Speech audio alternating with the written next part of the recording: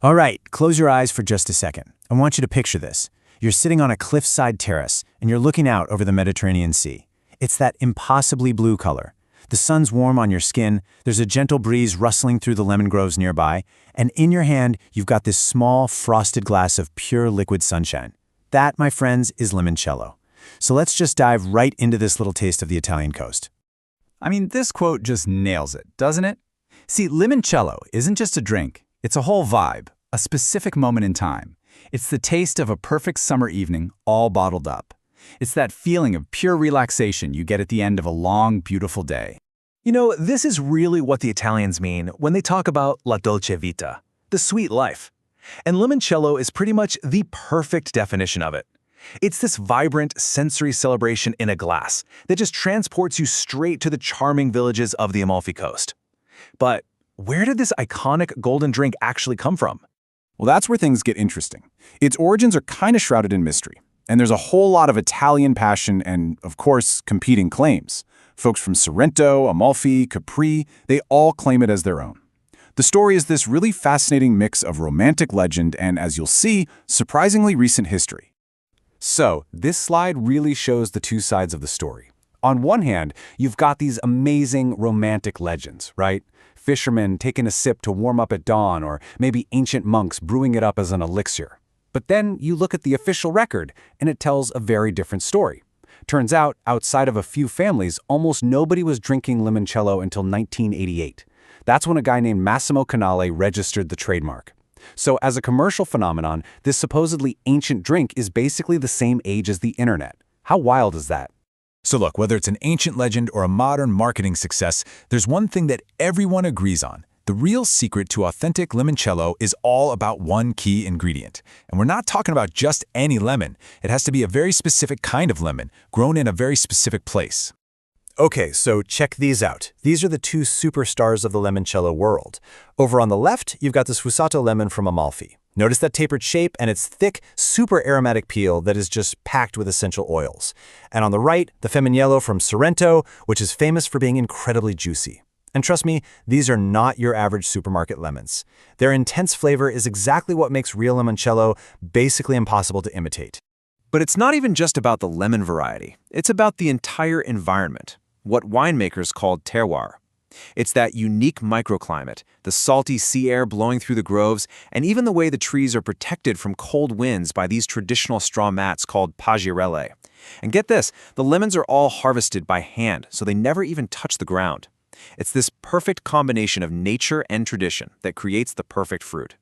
All right, so now we know the secret ingredient. The next question is, how do we transform these amazing lemons into that liquid gold? Well, it's a process that takes some patience and a bit of precision, but it's an art form you can absolutely practice in your own kitchen. So let's walk through it.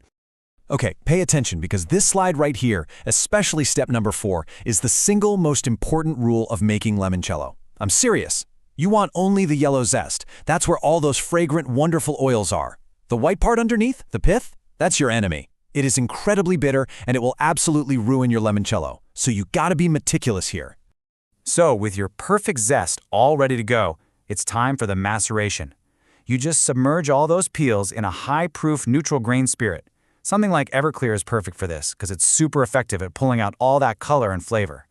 Seal up the jar, give it a good shake, and then just tuck it away in a dark place to let the magic happen. And here is where the patience really comes in. You need to let that mixture sit and infuse for about 20 to 40 days.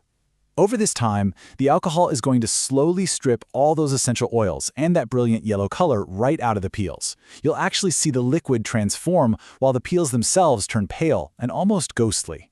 Once that long wait is over, it is finally time to add the sweetness. We're going to make a simple syrup, but here's a little pro tip for you. Bring your water to a boil, then take it off the heat before you stir in the sugar. It's a simple step, but it prevents the sugar from caramelizing and it makes sure you get a really clean, pure sweetness. Then, just let it cool down completely. And now, for the grand finale, you strain that beautiful, bright yellow lemon-infused alcohol, saying goodbye to those pale peels. Then you combine that potent liquid with your completely cooled simple syrup. Give it a really thorough mix, pour it into some nice bottles, and you've done it. You have officially crafted your own limoncello. So, you've unraveled the history, you've mastered the craft. Now what? Well, the only thing left is to enjoy it properly. And like pretty much everything else with limoncello, there is an art to serving it that really does make all the difference.